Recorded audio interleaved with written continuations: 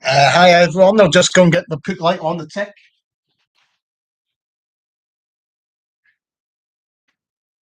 Okay, I'm down in my hotel room. I don't know if anybody's that was online that watched me do my live locations tour.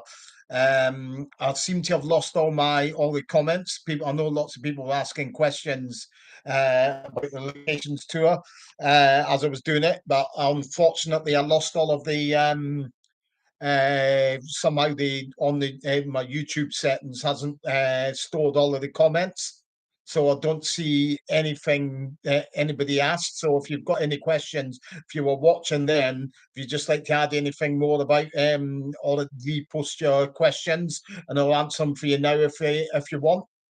While I'm in my hotel room chilling out.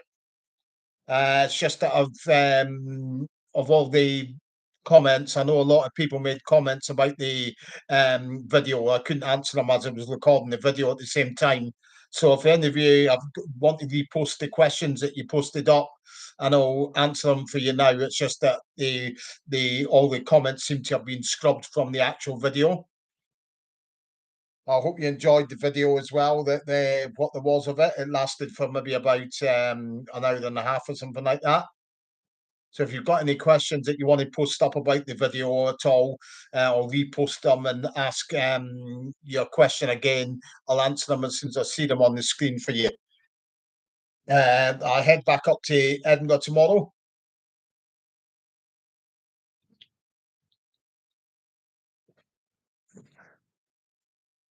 And I should start being able to put the live videos that they're recorded onto the channel over the next week or 2 weeks. So if you've got any questions about the walking tour I've done today, uh, post them up here and I'll answer them for you while I'm online. Or if you can't do it just now and you haven't watched it, then feel free to watch it at a later date and then add your questions in, and I will get down to answering them as and when they go up on there. I'll just hang out here for a few minutes and see if anybody turns up and they want to ask any questions.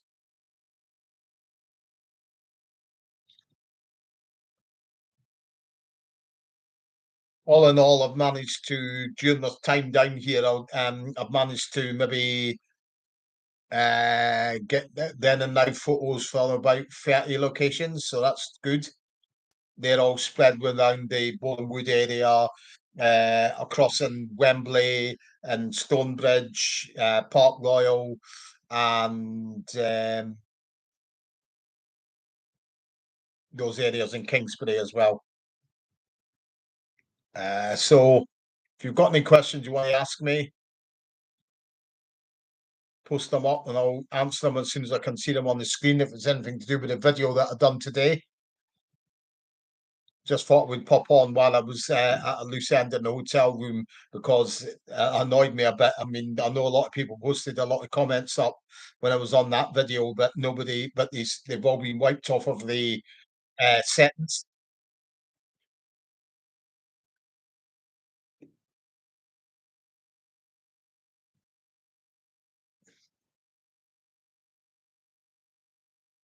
Um, and as I say, I've got probably I think around about 10 videos, live location visit videos that will eventually end up putting up onto the channel. And today, by the way, as well, I've managed to get right down to the side of the motorway, and the scene that you see in the on the buses film when the bus gets diverted onto the motorway.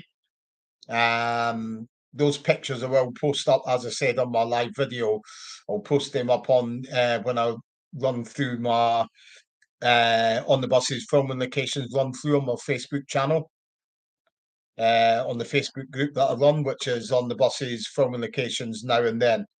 So if anyone wants to see what that location looks like with the bus diverted onto the motorway, where the motorcycle cop comes along and moves them along, I managed to get some photos down there today. So if you've got any questions, just post them up while I'm here online about the video today. and I'll answer them for you as soon as I see them on the screen. I'll hang out until about 8:15, and if nobody's going to bother asking, nobody's going to ask any questions, then I'll just not log off. I just thought we'd take the chance to allow people to um, repost any questions they had for me.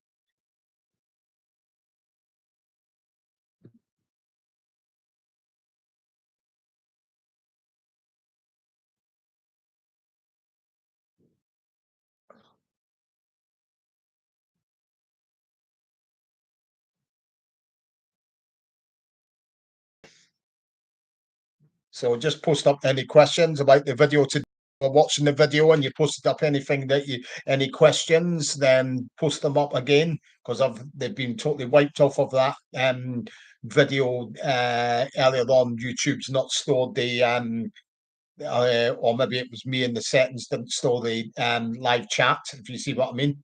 Normally I can go in once I've done a live video and I can go back and re-answer any questions that have been asked after I've logged off, but that doesn't seem to have done that today. I hope you all enjoyed the video, by the way. Give you a chance to see some of the a whole load of the locations all in one go. And a look at the new Sky Studios that's getting built.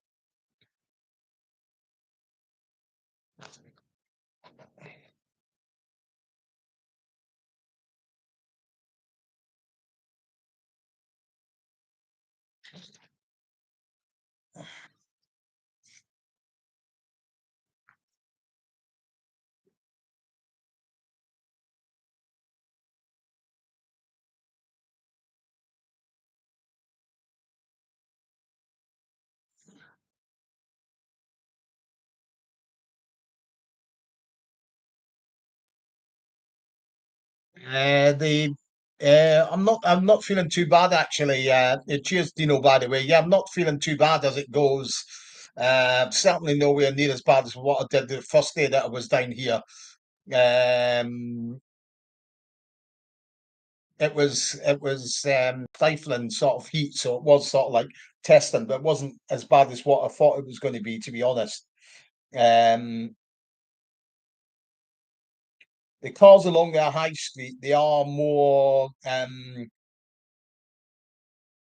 it's a lot obviously, and back in the day when they filmed on the buses there, it was a dual carriageway road that went right through the along the Shenley Road. It's like the high street of Borehamwood. It's actually called Shenley Road though, but now it's got the central reservation, and so there's only one lane of traffic on each side of the road. So that makes it really awkward. And then they've got a little, then you've got the pavement side then apart for them to park the cars and all of that. So the roads makeup's changed a heck of a lot since they filmed on the buses there. And back in the day, there was no central reservation there. It was just two-lane traffic on either side. So you had like 4 lanes for the whole road. Now you've only got two because of the central reservation going in and all that. So it has changed a heck of a lot.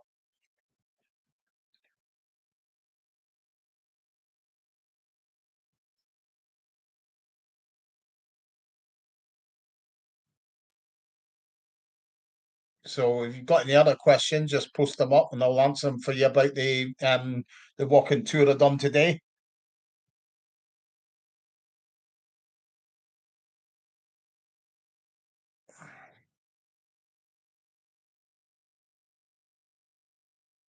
As I say, it's only down to the fact that the YouTube, I don't know, maybe I didn't store the live chat facility on it properly. Just drinking, excuse me if you see me drinking a lot of water, I'm just trying to make sure I don't get dehydrated again like I did first day that I was down here.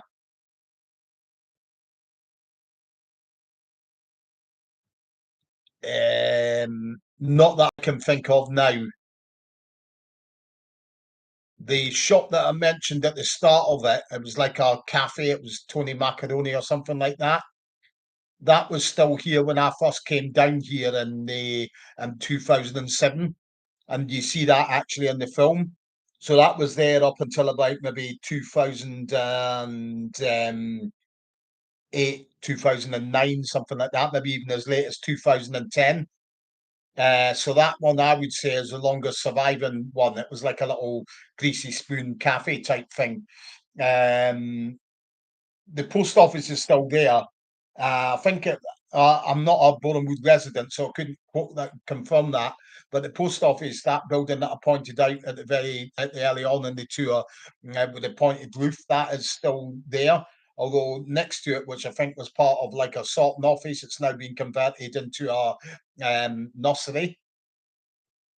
So there's none that I know of any shops that were actually there when they filmed on the buses here. Nah.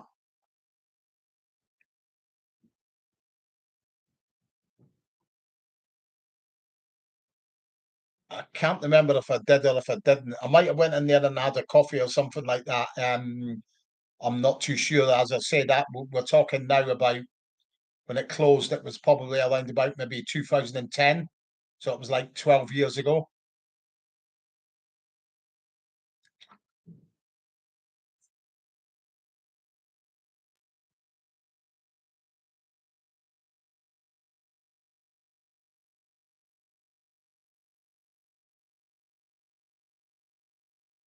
Somebody will probably correct me on that, whether that was the right name for it. It was a name similar to that anyway that it was called. If you look out for it when the bus is heading right at the top of the Shenley Road, you'll be able to spot it on your right hand side as the bus is coming down towards the camera. It's sort of like the sign had like white was white above the shop, and the writing was all in multicolored letters. I think Tony Macaroni, it was all in multicolored. Um, that's Dean Sullivan. He came past and he took it to his horn because he still goes out and drives the buses, even though he runs Sullivan buses. He really is a great bloke. He's supplied buses for on the buses events for over a decade.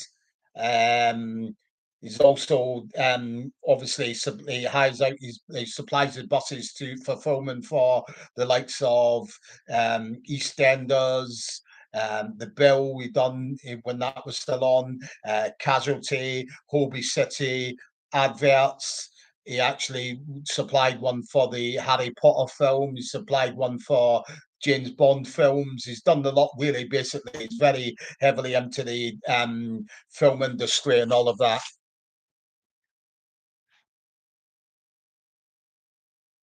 I don't know if he sort of like does YouTube and all of that. Uh, it's maybe something that I could put to him at a future at a future date, if you see what I mean. But it really is a mine of information. Supplies buses for the every like a lot of the local stuff that goes on, like if there's any local events or anything like that, the community events, he's always willing to lend out his buses.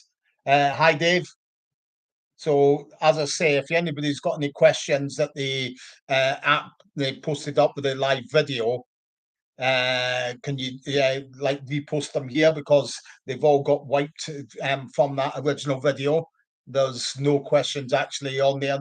The live chats not being saved, if you see what I mean. So that's why I thought I would do this video here, give people a chance to um ask their questions again, or maybe if they never asked questions while the video was on, if they want to ask them now, and I'll be able to answer them for you.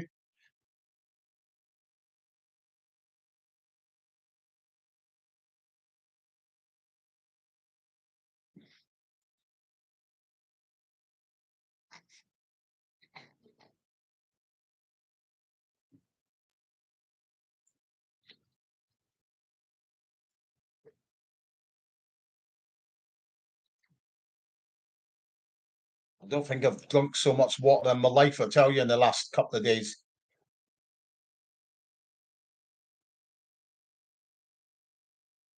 The Turnaround Betty's was filmed on set, yeah. The clues to it being filmed actually on the set is because, as I said on the live video, if you watch the part when Jack gets up out of the bed when he hears the noise of the bus and he goes to check out the window, the view that you get initially looking across, it doesn't tally with what's at White House Avenue. White House Avenue across the road from that's where Turnaround Betty's house was externally. If you have a look, the houses that are directly across the road are single-story bungalows with pointed roofs like that. That's not what you see when Jack looks out the window. It's a normal, just bog standard two-story house. And you can see it looks a little bit like a matte painting, almost like you can see it doesn't exactly look proper, if you see what I mean. Plus, as well, like I said, that room there would never have been big enough to hold the sound man, the cameraman, the director, the cast, the electrical equipment. The property wouldn't have even had enough electrical outlets for it either. Plus, on top of that, they would have had to have paid money for the sake of filming in that house, which they wouldn't have done. The only thing that they actually filmed in that house, without a shadow of a doubt, is the view that you get when Jack looks out of the window and you see the buses pulling up, because definitely their houses across the road. So I would say they sent the cameraman up there to film that shot, and that was it, if you see what I mean.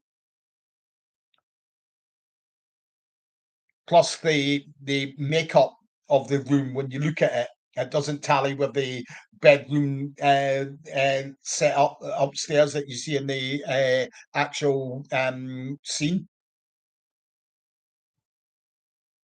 Yeah, yeah, there was an on the buses game. Still get copies of that kicking around on eBay, and if you look around in some second-hand shops, you'll see them in there as well. Um, yeah, so that's how you know that they never filmed in Turnaround Betty's house.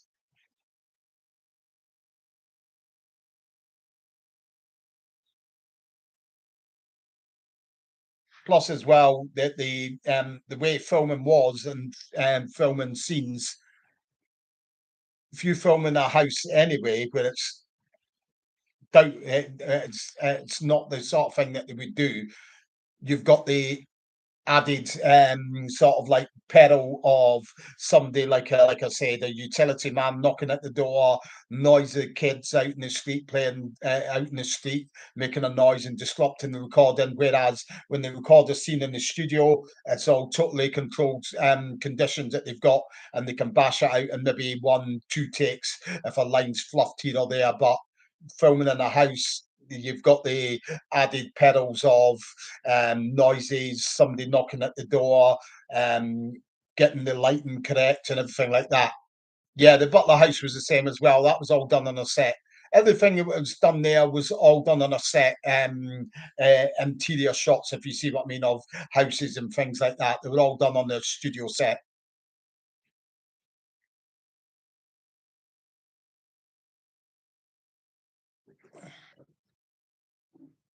Same with the holiday on the buses. The chalet scenes were all shot at Elstree Studios.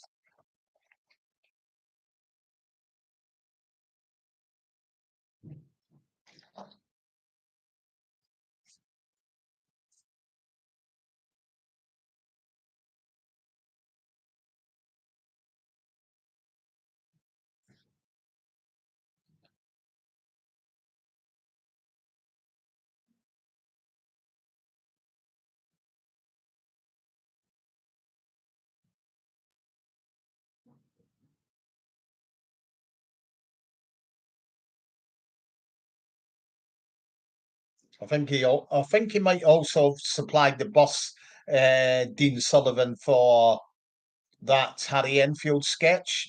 They done a mock up on the buses. I'm sure that was his bus as well.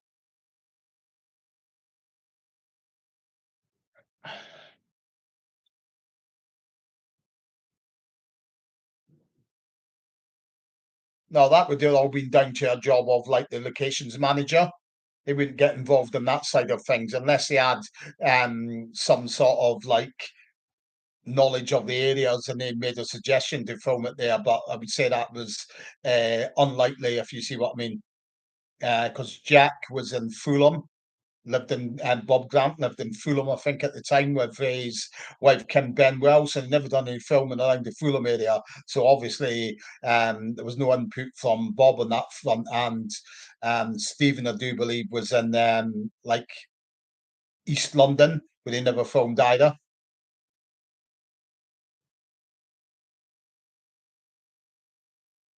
As I say, all of the filming locations were all the job of the locations manager to organise all of that.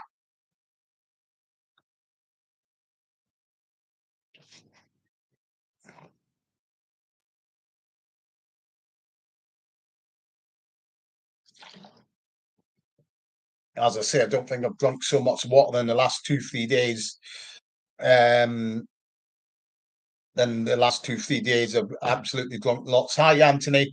Favorite locations, normally always a hard one that's really tough to find. That are really, you really have to go above and beyond to get the to actually crack it. So it's the one that takes the longest to find. Um, yeah, what's slipping yarns? Yeah, the longest one to find. So I'm just trying to think what that would be. I suppose is the one that's as a good one as the one that's in the perfect Clippy in Series 7.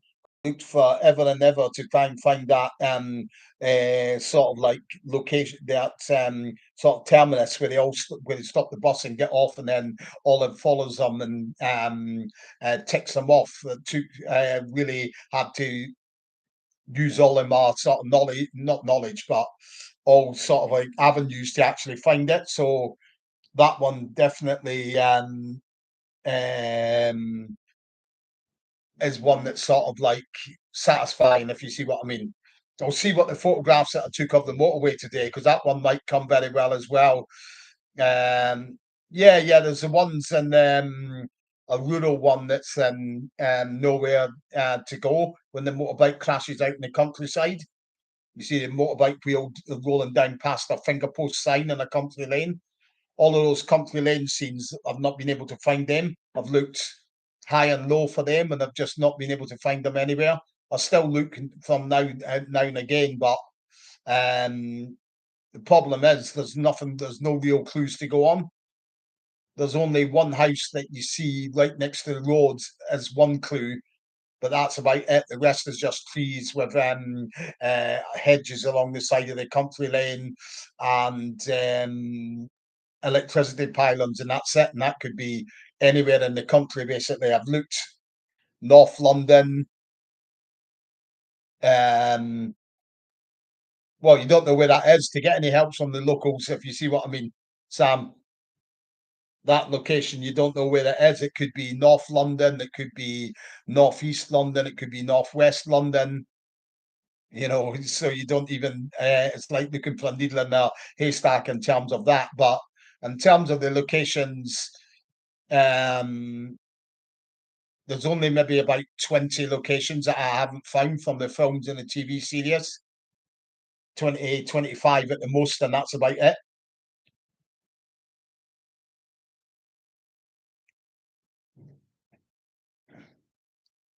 So definitely, like I say, the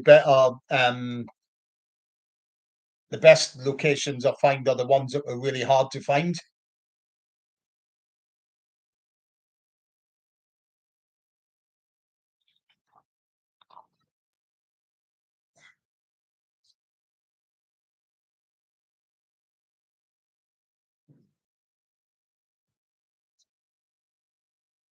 The football pitch one was a good one to find as well, from the football match episode and Series 7, because that was really hard to find as well. It was just a case of going with the buildings in the background.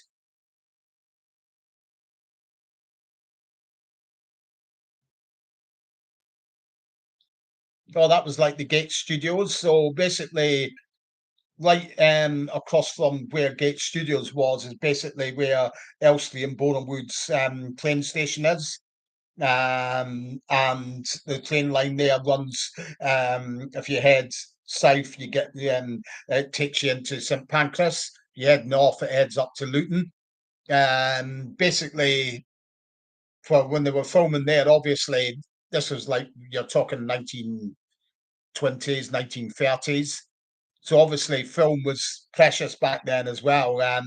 They didn't want to be doing recording when and then a train came along and it blotted out a lot of the sound, and then they really needed to use more film, money wasted. So they had somebody perched up on the like a lookout up on top of the studio roof. As soon as he seen that train coming with binoculars, he would signal a flag, and that would stop them filming and wasting any film. If you see what I mean.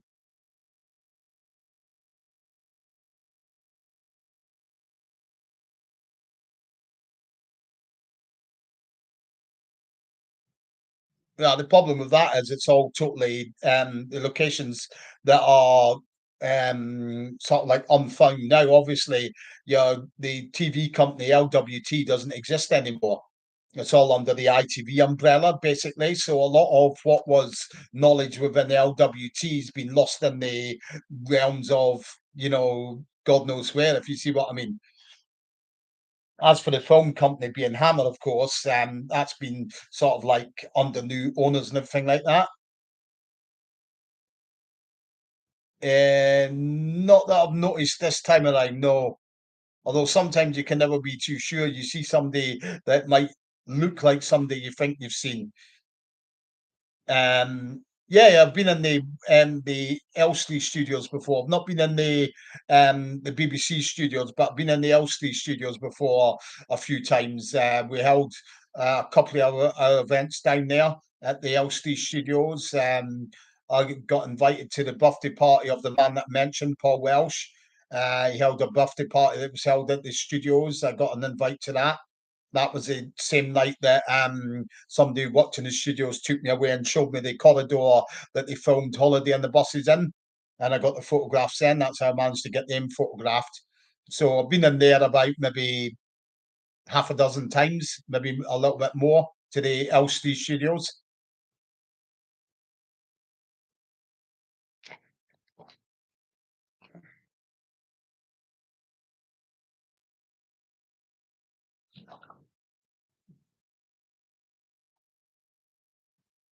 Now they've got, well, they've built those two new stages as well, don't forget.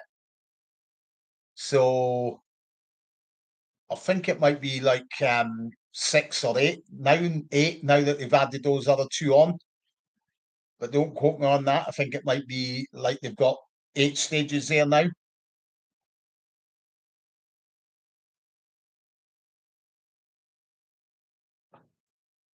Six or eight, one or the other.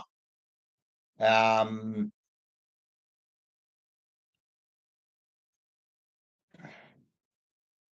but as I say, they built in two new sets. I'm not sure what the name of them they just now. Um, it was on. I read it on the internet the other week there about the names they decided to call the studios, but I can't remember for the life of me what they were called.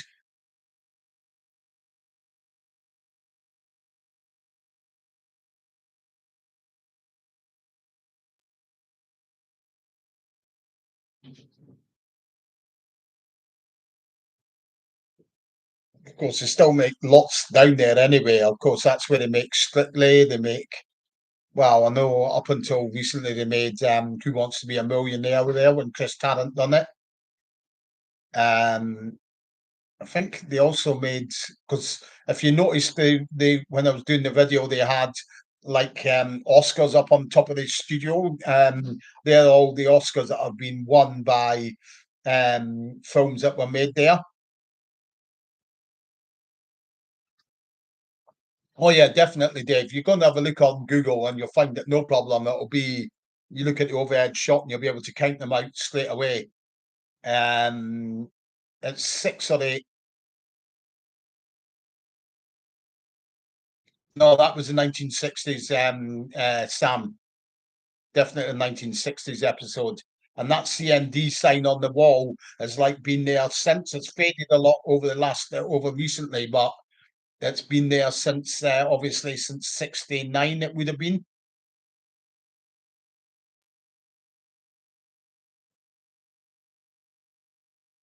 No, yeah, I did. I met lots. I mentioned it on my last one. I've met Um, Anna Karen was the only one of the main cast I met, although I went to Stephen Lewis's funeral. I met the writers, Ronnie Wolf, Ronnie Chesney, producer Stuart Allen, executive producer of the films, Roy Skeggs, Kate Williams, Jeanette Wild, Avril Gaynor, Olivia Breeze, Patricia Clapton, Hal Dyer,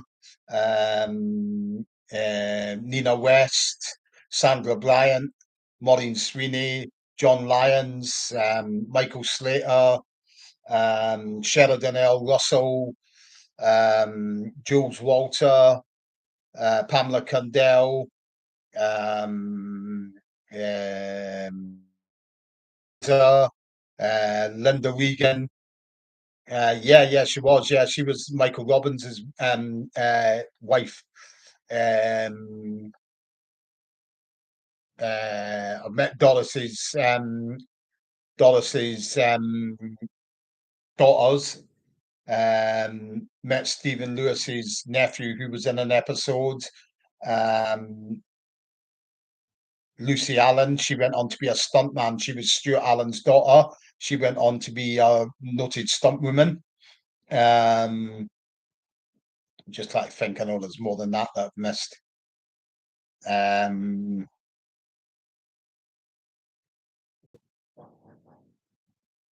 Tamara Seaman, Andrea Lawrence, Carolee Donahue, um, Brenda Gogan.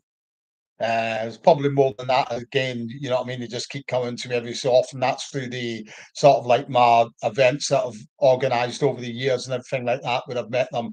Or Deirdre Costello, that's another one. I mentioned Avril Gaynor, I think. Cheryl Hall, there's another one.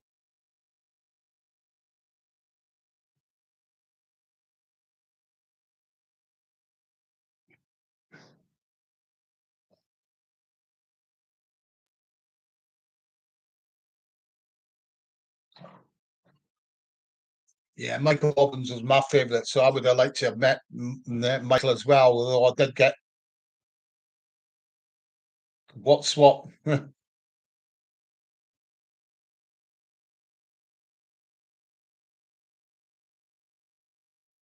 No, that would have just been down to the wardrobe that would design him, basically.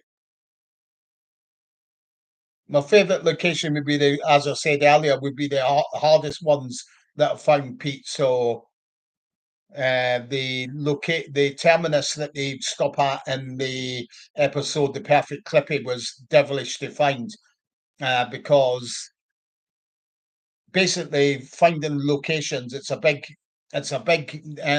thing that helps as Google Earth or Google Street View because you can actually go down sitting near a house 300 miles away, like me in Edinburgh, and scout around all the streets in London using Street View.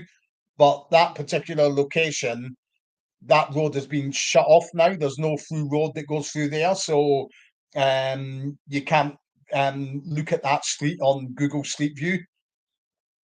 So that's what made it so awkward to find. I probably went up and around that area lots and lots of times without finding it because I couldn't go up and look up the street because you can't see Google Street View. I found it via. I think I went and looked on an estate agents for an external view of the that area. I think it's like it's got a name. The houses there, and it just clicked then when I seen it.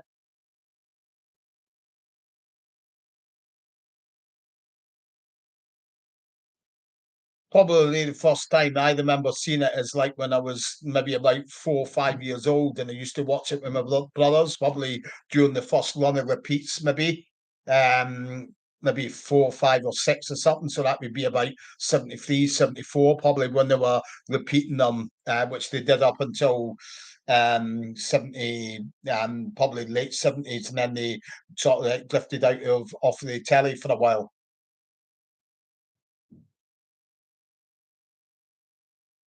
Yeah, I've got some. Yeah, yeah. In my book, a copy of my book. I've got like maybe about 30 signatures in that. Of people like a lot of the ones that I've already mentioned earlier on. With autographs in it. They signed my book. Now all the episodes still exist that are around Sam. There's none that have been lost in any way. The only one that is, but it's not an episode, is the 1971, I think it is a 1970 sketch for the ITV Christmas Carnival. That got wiped, but the second one is on a DVD that you can get for, I think it's called ITV Christmas Carnival. That was something that ITV used to have hit sitcoms and have them do a 5 minute sketch, and they would all go on to something that they called a Christmas Carnival. So it would have like shows like Please on the buses, other sort of like hit shows that were going around that time that were ITV. The one that exists of on the buses is when you see Reg isn't in that one because that was 1972. So that'd probably be Christmas 72 that was filmed. So then that'd be the time when he was trying to rest as much as possible then. And they're chasing a turkey around the depot, and Jack's swigging out a bottle of whiskey hanging off the back of the bus.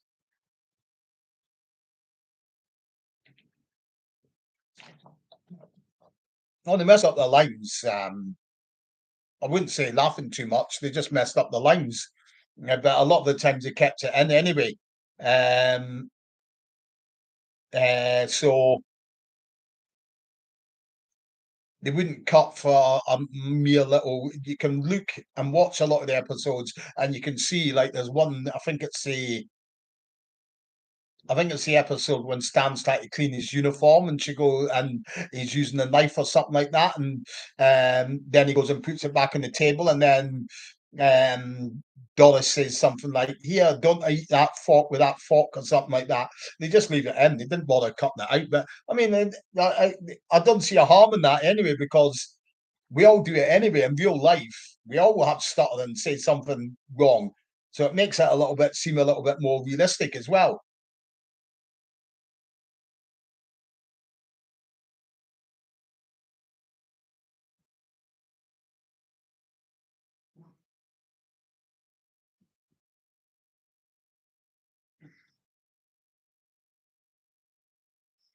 Um, yeah, yeah, Reg, but don't take that as was driving the bus here, there, and everywhere. The times that they would have him that you would see him driving the bus is in and out of the depot at Lordship Lane, but he wouldn't have had any passengers or anything on board because he was uninsured. So basically, they could LWT and Hammer, who made the films, they couldn't run the risk of him crashing the bus with any passengers aboard because they would have been sued thousands and thousands of pounds. Eastern National probably would have lost their contract as well for allowing something like that to happen because Reg wasn't insured. He could drive the bus, sure. I've got articles have come across online and everything like that from when they're filming on the buses, and they say that they had hired bus drivers there to film the scene. So and that alone tells you straight away that it wasn't Reg driving the bus. The clues as well, if you watch the films, like the part when he's knocking down the bus shelter that I mentioned today, and knocking down the when he reverses into the telephone box, you can see it's a moving projection that they've got in the background.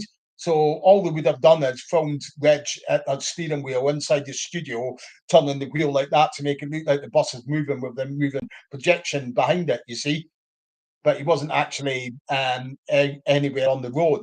Although he did used to drive the bus, they used to cram the bus full of like cameras, lighting equipment, and all of that from scene to scene to actually film the scenes on the spin-off film. But don't, as I say, I mean, I know for a fact as well, someone from Crossville Motor buses, who they got the bus for holiday on the buses. He backs us up by saying that they were adamant Reg wasn't to drive the bus out on the roads. There's somebody that's lives up in Wales. She's getting on a bit now, but Cynthia, her name is, and she actually seen them. She was actually there, and one of the people on the bus, and she actually said that they towed the bus.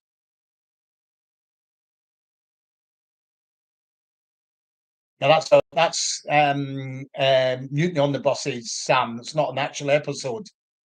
Not unless you're thinking of the one with the fish and chips in it. That was Lost Property. When Amelia Bainton turns up and she goes, I want it back. That's my best place on the bone or something. That was Lost Property. But if you're talking about when it actually the chips and they throw it into the inspection pit and it causes a fire, that's Mutiny on the Buses. It's not a episode.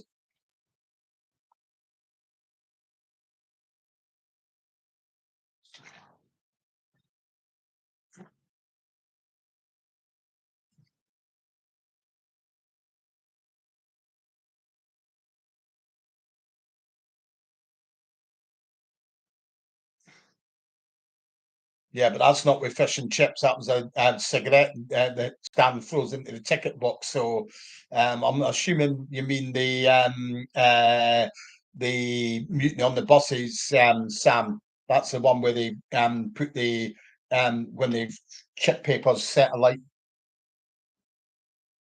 in the inspection pit.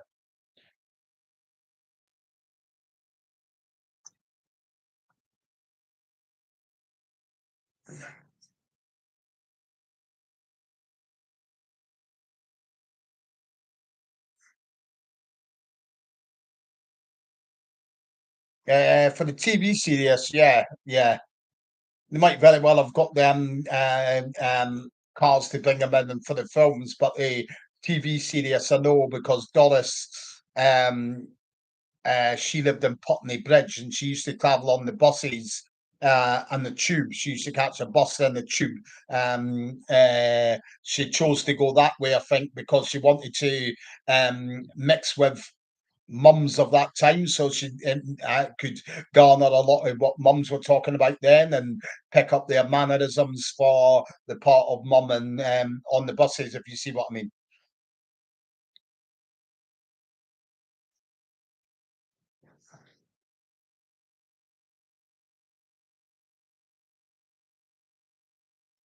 Reg might have been different. They might have put another thing because he was the star of the show. They might have put our bus on for, or sorry, our sort of like our chauffeur-driven car for him to get into the studios.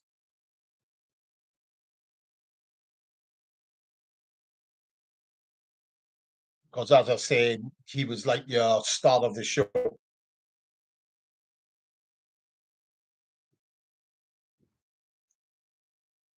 So again, if anybody's here that was watching the video earlier that I done, so if you've got any questions that you asked on it, they've been wiped off, they've been wiped away. So you can post your question up here if you want, or you can, if you want, the video is still up there of the walking tour that I done earlier. You can post your question up on that, and I'll get round to answering it when I see it.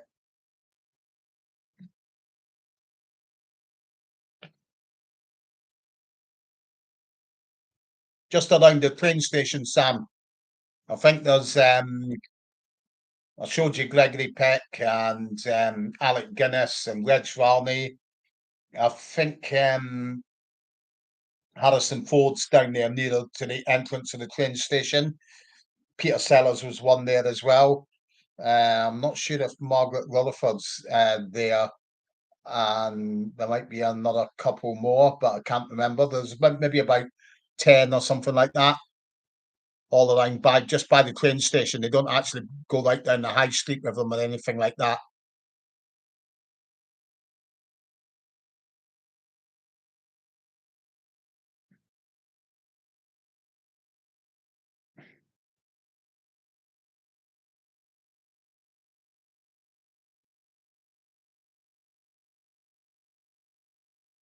No, it wasn't really old. Maybe about maybe 10 years difference, I think. 10, maybe, uh, let's see.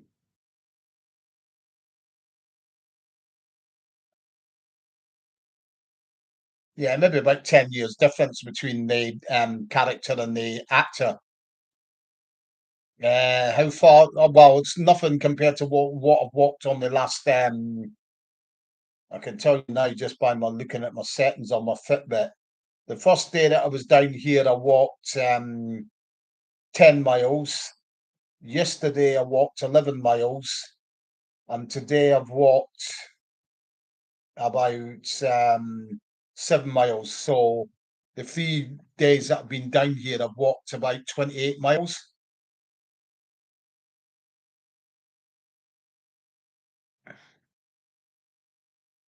So James, yeah. So Reg was because there's one episode where when he's talking about getting married, I think it might be the one with um going steady when he's going to marry when he's talking about getting married, and she goes, "Oh, my last little chick." And Arthur goes, "Little chick," and then Stan butts in, I think, and he goes, "I'm nearly 40." So he's in his late 30s. Now, around that time, Reg would have been like 50. So there's about 10 years difference there and the two.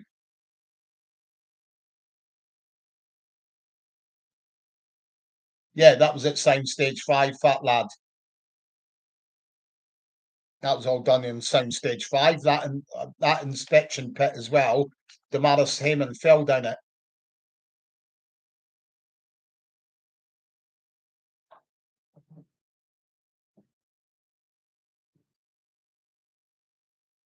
Now, the only ones that there was the one that was on that comedy hall of wall of fame that was telling you about. That was in the studios. They used to have plaques up of the comedy films that they made there in the early 70s, but they've been put into cold storage in the studios now.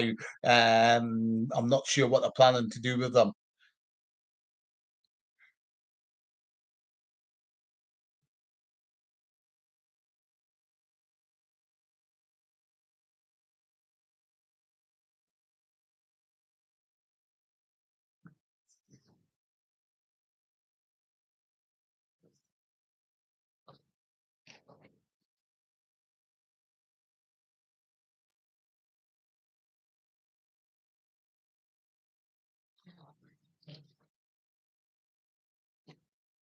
No, I head back tomorrow morning. So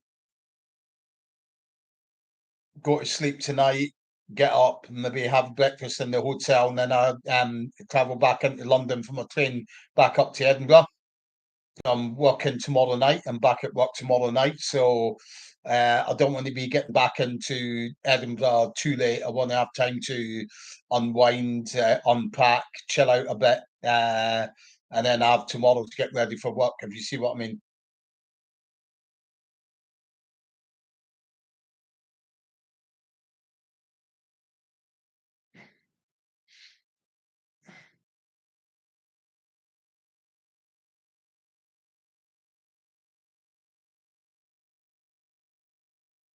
Nah,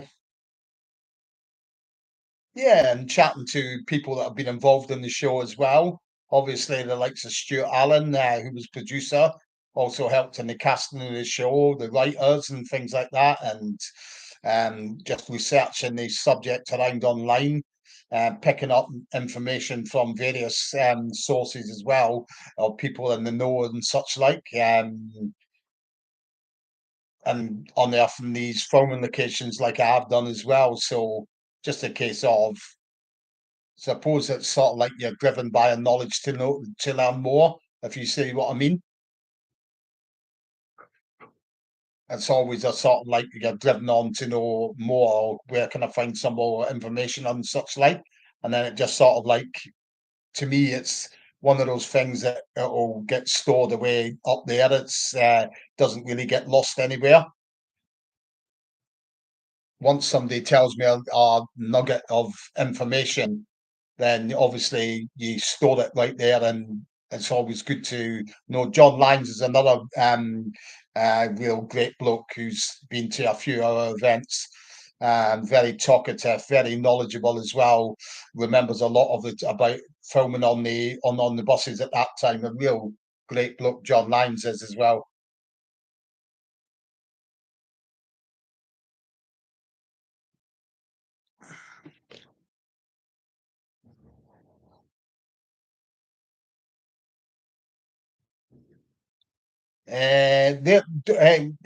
Don't worry, Sam. They'll be coming up. They're part of the ones that I visited today. Actually, done them today, and they're actually up in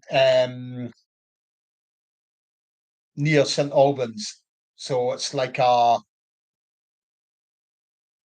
20-25 minute bus journey from here, from Borehamwood up to St Albans. It's like Park Street, the area is in St Albans. That's where the ladies' toilets are. I've done a live locations video there for you, and there'll be ones that'll be posting up. Yeah, it is. The toilets are still there, basically structurally unchanged. Aside from now they've got a mural painted on the side of them, which wasn't there in the films. But apart from that, they're structurally the same, and the buildings like that are around it are structurally identical as well. Yeah, there's a park next to it. Yeah, on the what would say is the west of it.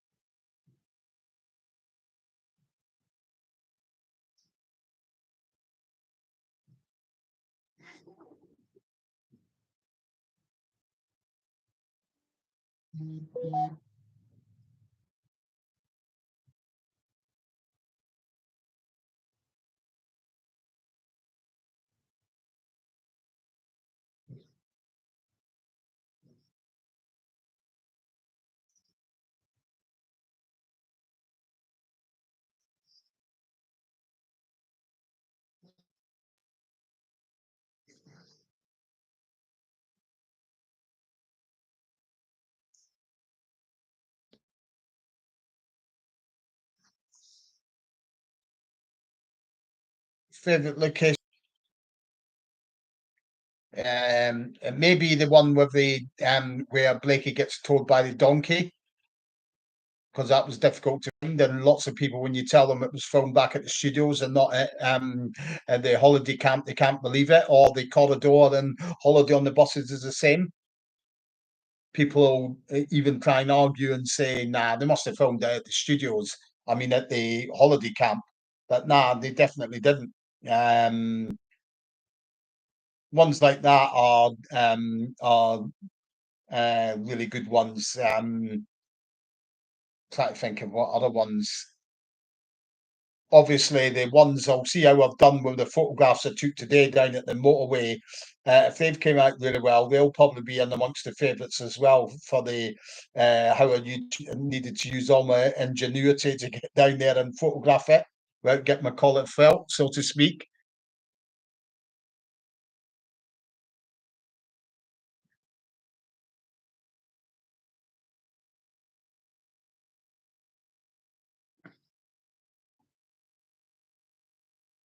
Which one looked like the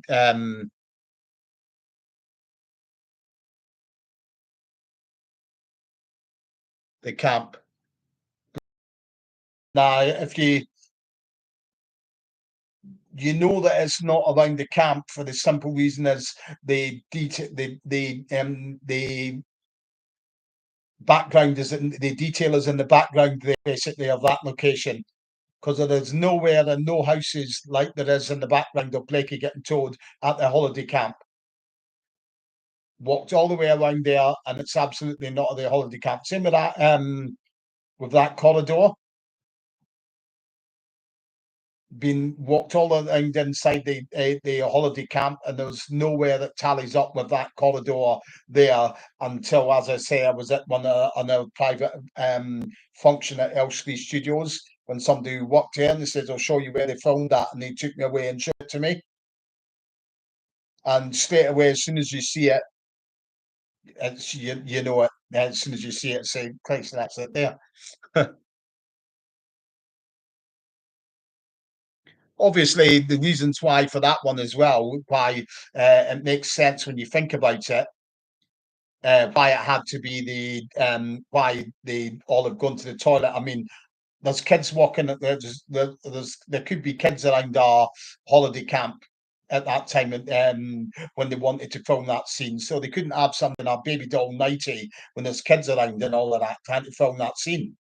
Whereas at the studios, again, it's controlled. They keep I've got film control on who's wandering up and down corridors and everything like that. That's why it was filmed there. And my favourite location from the series, as I said earlier, it'd be one of the harder ones that been really tough to find. So maybe the perfect clippy location and the maybe the football match location where that football pitch is because it's totally absolutely different now. There's no football pitch there. It's actually a car park with the to our Sainsbury's superstore there now.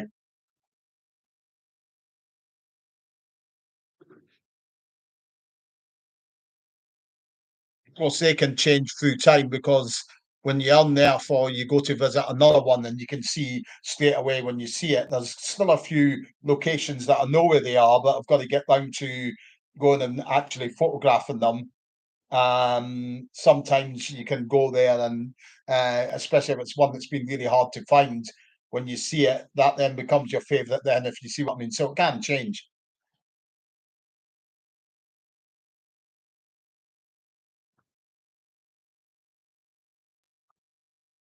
They done a run through the scripts for the TV series. They done a run through the scripts and Stonebridge is a big block of flats at Stonebridge near Wembley, to the southwest of Wembley. That's where they done the script run throughs there.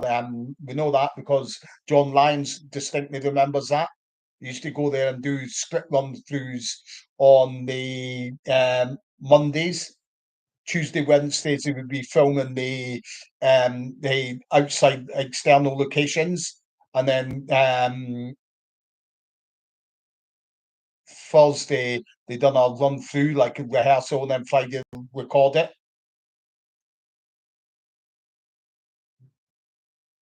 Well, I think as it went, it was something like Sunday they would all receive the scripts. Monday they would do the rehearsals of the scripts.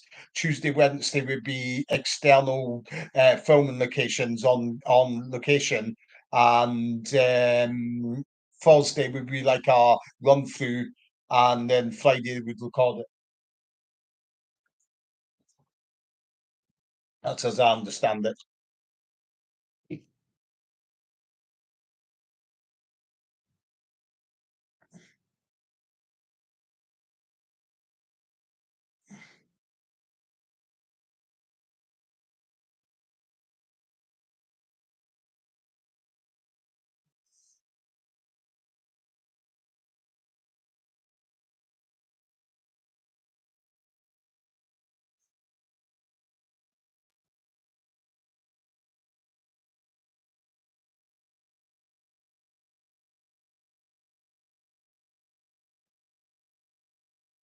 Yeah, you always get people who look at you, especially if you're crossing the road with your mobile held out in front of you. You'll always get people who will look at you and wonder what you're up to.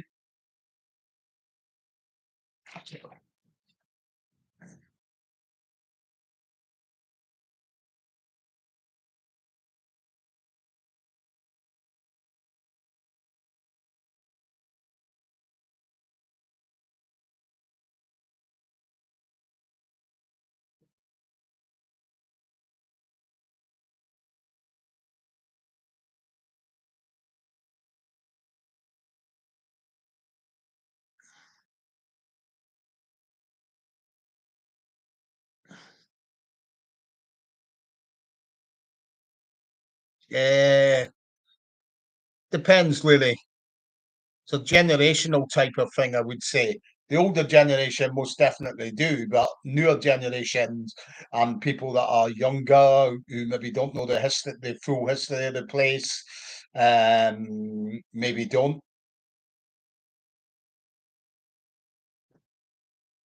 or they don't sort of like maybe appreciate it. Maybe it's more of a term.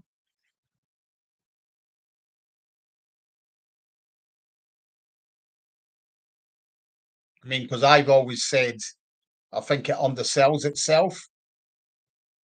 I've said it to Dean. I've said it to people as well that are sort of like Paul Welsh. I said it, mentioned it to as well. Um, that was the man that helped save LC Studios that I mentioned in my video. That it really undersells itself. Borehamwood. I mean, I've been to Hollywood before, and you go to Hollywood and you're on Sunset Boulevard, and you're basically you've got buses lined up to go on locations, various different locations, tours all lined up every day. Down here, they don't have anything like that. You'd think if somebody had a bit of a brain, they could do something like that. Put on even like mini buses, start them from the train station, for example, and do a killing like that. I'm sure you would get people that would. You could have filming locations for on the buses, filming locations for the confessions films, filming locations for the ITC series, filming locations for casualty. Endless.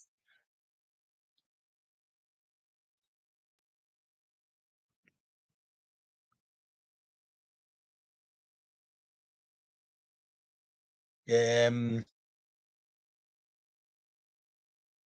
Yeah, it's just a matter of getting the time to do it all. Obviously, when you work full time, it's hard. You need a few days to day to travel down, and then maybe a day or two actually in the area to do the actual photographing and things like that, and then a day to travel back up again. So chunks of days off don't come along very often in my job.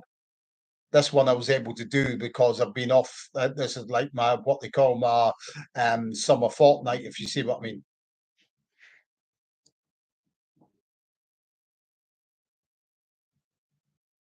Yeah, obviously, with the reason I would say that they've chosen here is obviously the land that was available to them, and it's not only that, like for planning permission and all of that, the one of the men that's involved on the Hertsmere Council that would have been encouraging of the studios to get granted permission is Morris Blight, who was heavily involved at Pinewood Studios, and he's also like the like a on the management structure at Elstree Studios, if you see what I mean.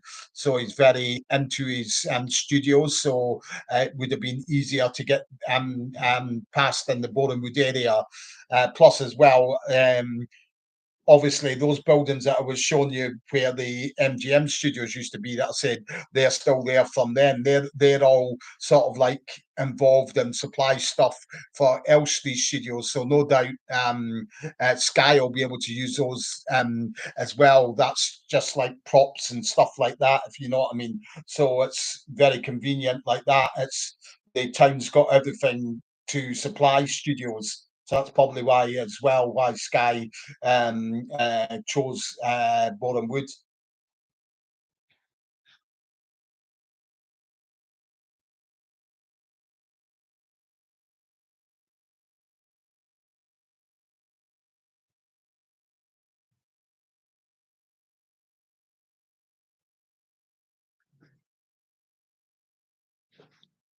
If you just hold on a tick, just wait there. I've got to plug my laptop in, staying at the battery's running low on it.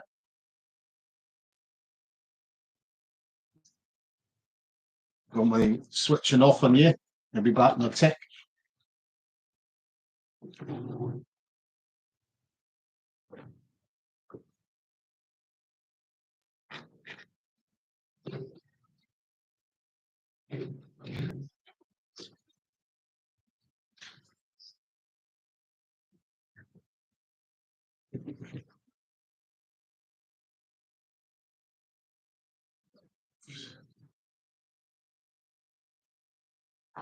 Just want to plug this in. If you're wearing a tick, I'll be wearing a tick for your question.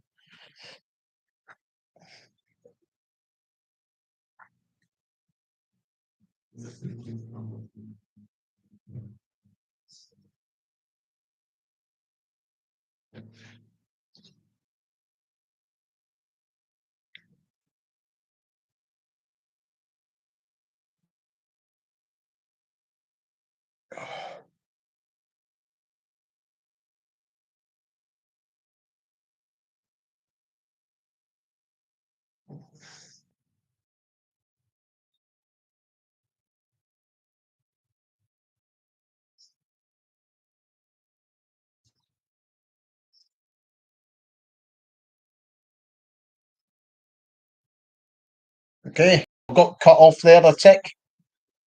I'm back on now, I do believe.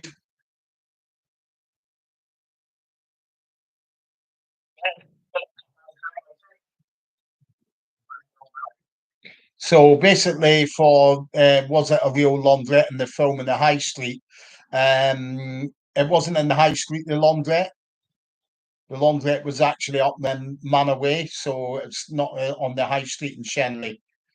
It's up on Manor Way. It was a real laundrette, and it's still a laundrette to this day. Stuff like laundrettes is the same with the one I done the other day. I done the laundrette that features in a TV series. Laundrettes are something that don't really change because they've got things plumbed in, like the washing machines and everything like that. So to convert a ex laundrette into a shop, it would cost way too much money. So laundrettes tend to last a long, long time because nobody wants to convert them into anything. If you see what I mean.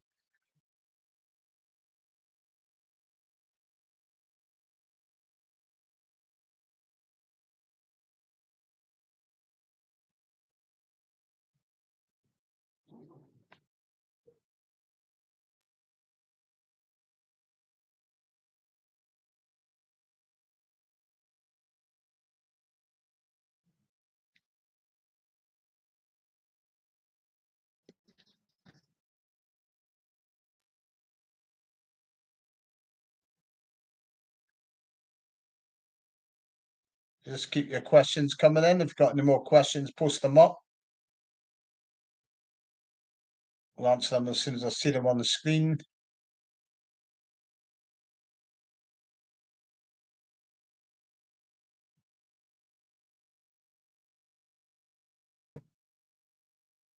I would say he had some input because obviously he was the star of the show, if you see what I mean, was Reg. So definitely had input there.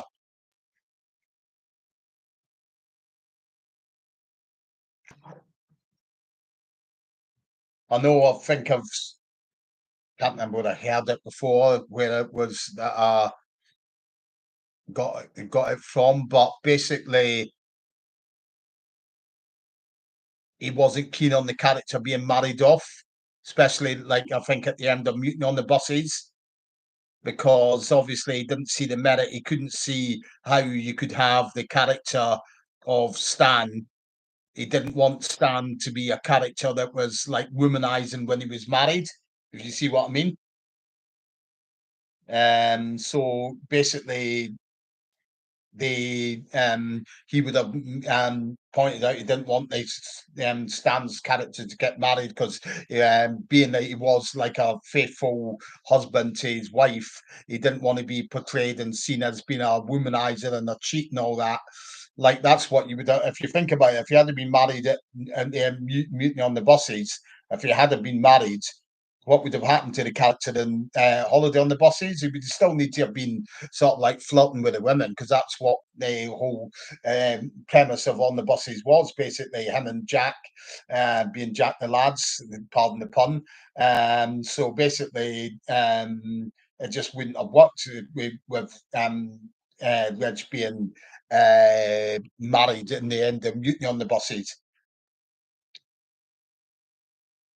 So I know he put in said that he didn't want the character to be portrayed as married and being womanizing. So perhaps that's why you never got the marriage and Mutiny on the Buses, if you see what I'm saying.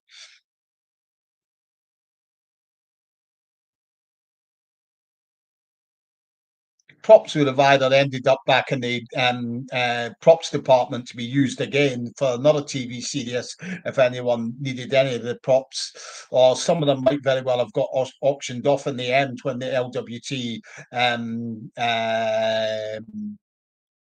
like got dissolved, if you see what I mean.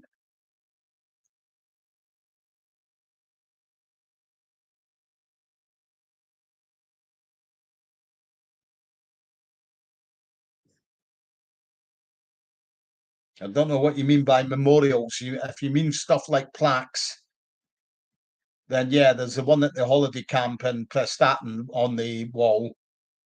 Um,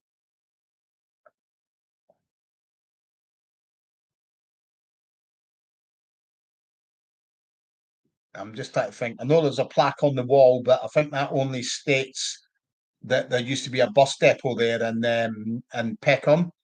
That's the only time you've seen that is at the end of Goodbye Stan when you see the bus pulling out of the depot. That was like a coach company that ran that Banfield Coaches, I think it was called.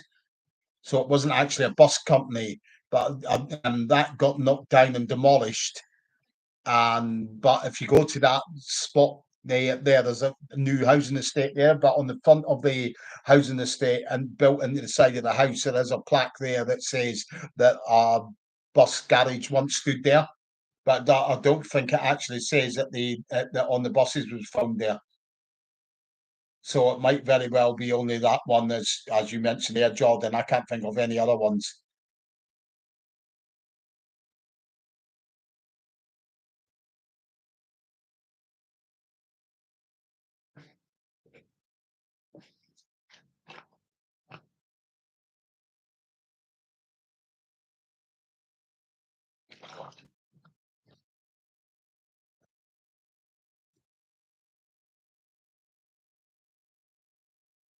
What do you mean the exterior of the bus depot? If you're meaning the TV series, the exterior shots of the depot was series 1 to 5. It was Lordship Lane and Wood Green, as in outside when you seen the buses going in and then coming out of the depot. So that was Lordship Lane and Wood Green. Although that bus depot's long since been demolished. I think it got demolished in the early 1980s. And there's a block of flats that stand there now, which have given a little nod to what was there before. The block of flats is called Omnibus House.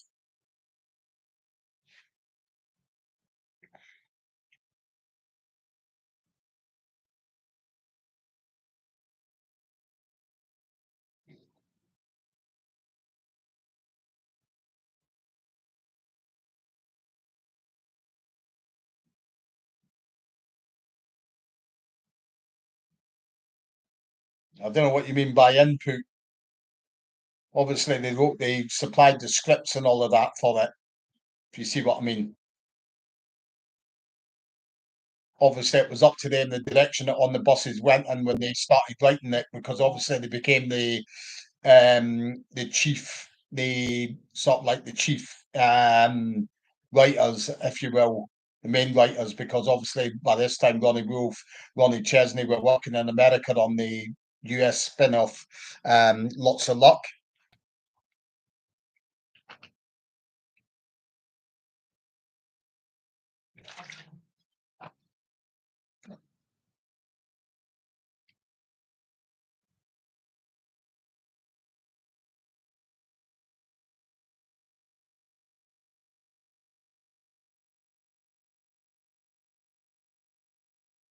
I think I watched some of it on like I think there's might be one on like YouTube, but don't go watching it expecting it to be like on the buses because it's not. It's different because obviously it's not set on buses. The character of Stan works in a lost property department at a coach company.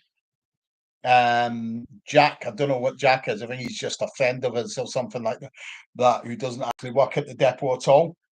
And obviously the brand of humour is totally different as well, but as it should be. I mean, what you've got to remember is they're trying to make it as funny as possible to appeal to the American audience.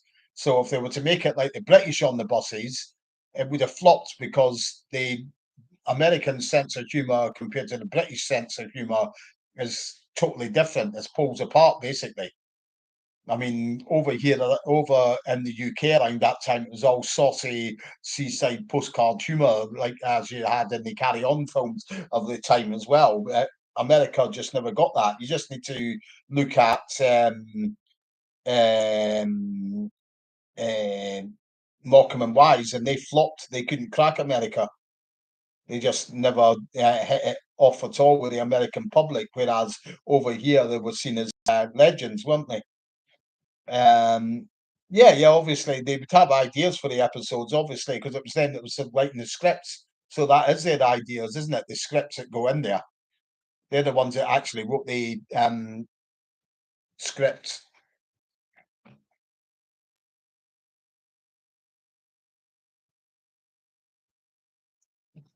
And it's no real surprise because they were um,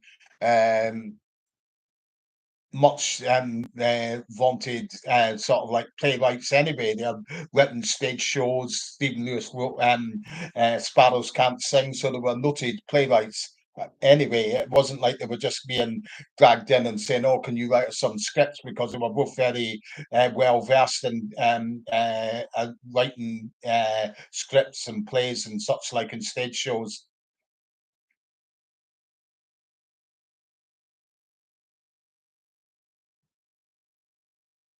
Yeah, it wouldn't have been a very extravagant one though, Sam. Not sort of like on the thingies of your sort of like your Star Wars films and stuff like that.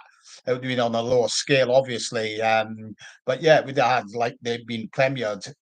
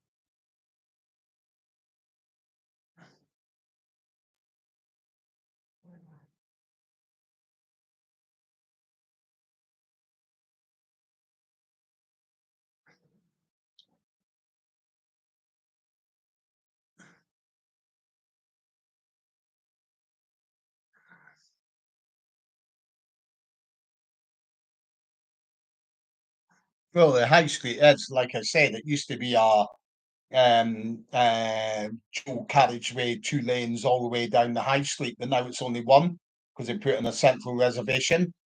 So there's only enough room for one lane of traffic on each side of the road, one going east, one going west.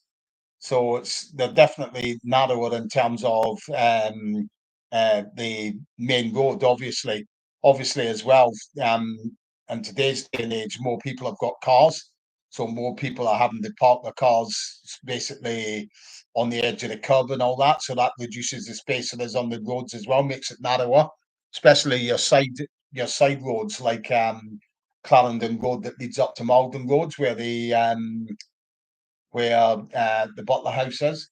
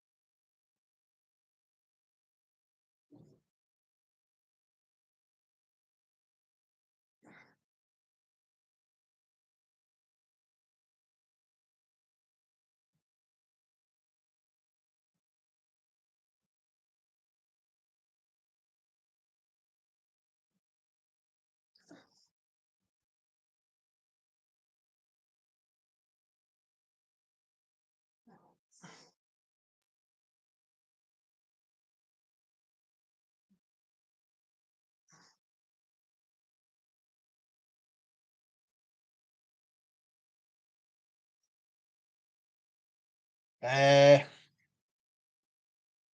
it's hard to say really.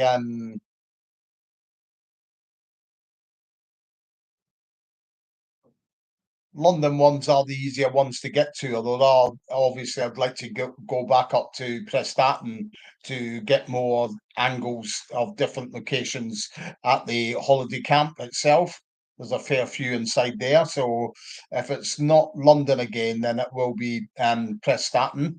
There are a few in London still to do, obviously. As I said earlier, there's a lot of locations where I actually know where they are. I just haven't got round to going down and actually photographing them. So it could be Prestatyn, it could be somewhere in London. I like there are a fair few in the on Holland Park from the episode the new inspector. No, sorry, vacancy for inspector. So there are a fair few there. I just need to go back. I know where it is and film the and photograph the exact spot where the bus is burning and no smoke without fire. And there's a couple of sort of other different angled shots to go for from the episode that was filmed up in Uxbridge in North Way when they and radio control when the bus just before the bus gets wedged under the bridge. There's one or two shots to get there. It was filmed in the summer, sort of like they filmed it from the end of May till the first week of July. So it took about 6 weeks in total filming.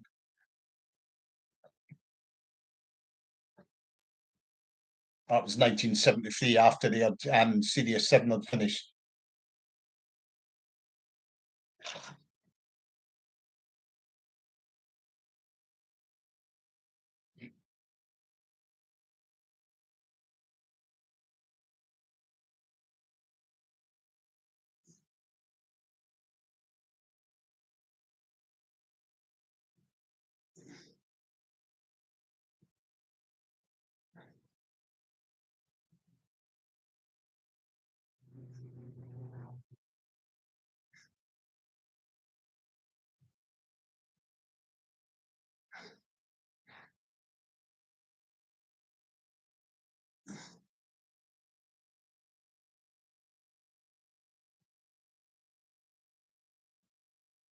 No, they didn't interfere. All there was a section there at the holiday camp used for filming that would have been out of bounds to the paying public, but being that the holiday camp was getting free publicity from the film and such like, then just made perfect sense, basically. So it didn't interfere with the running of the camp. Yeah, I've seen that, and she also appeared in like the was it the soap awards or something like that as well. They mentioned Dana's passing.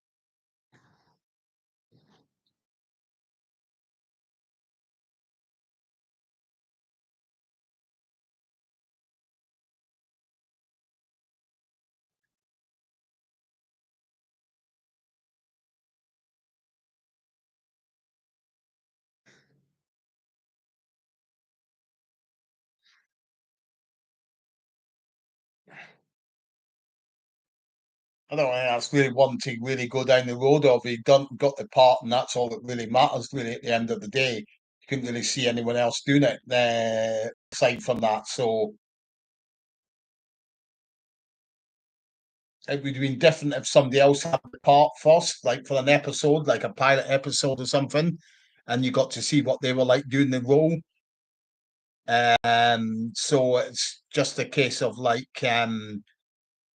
you can't really imagine anyone else doing it, if you see what I mean.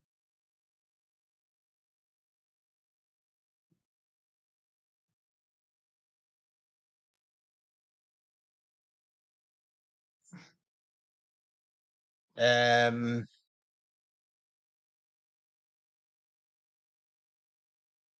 there used to be one that I mean, they all used to use that Red Line pub that I mentioned because it was right across the road from the studios. The person that I mentioned earlier, Robert Hickey, who's been a lifelong resident, you may remember, recognize the name Hickey. His father was like a sound man. His name was Michael Hickey, and he worked on productions such as Ryan's Daughter, a load of the other stuff as well that was made at Elstree Studios.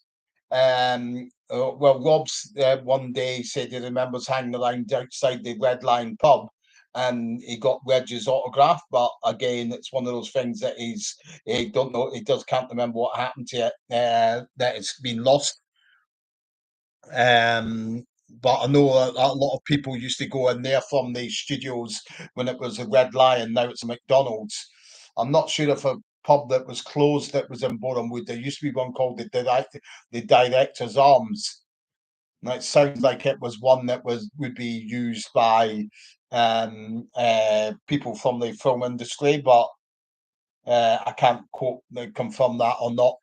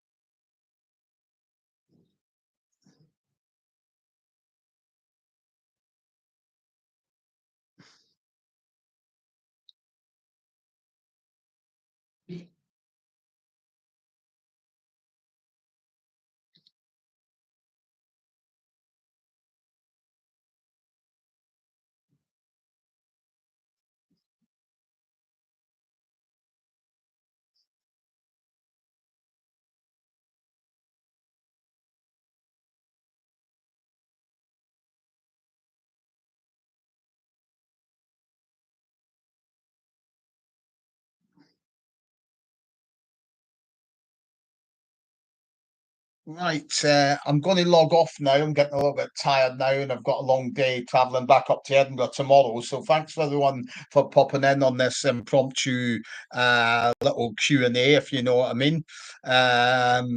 Hope you enjoyed it all. I hope you enjoyed the video as well from the locations tours earlier on. And as I said, watch the channel in the next couple of weeks. You'll be seeing the live locations visits, the videos going up and being added to the group over the next couple of weeks or so. Okay.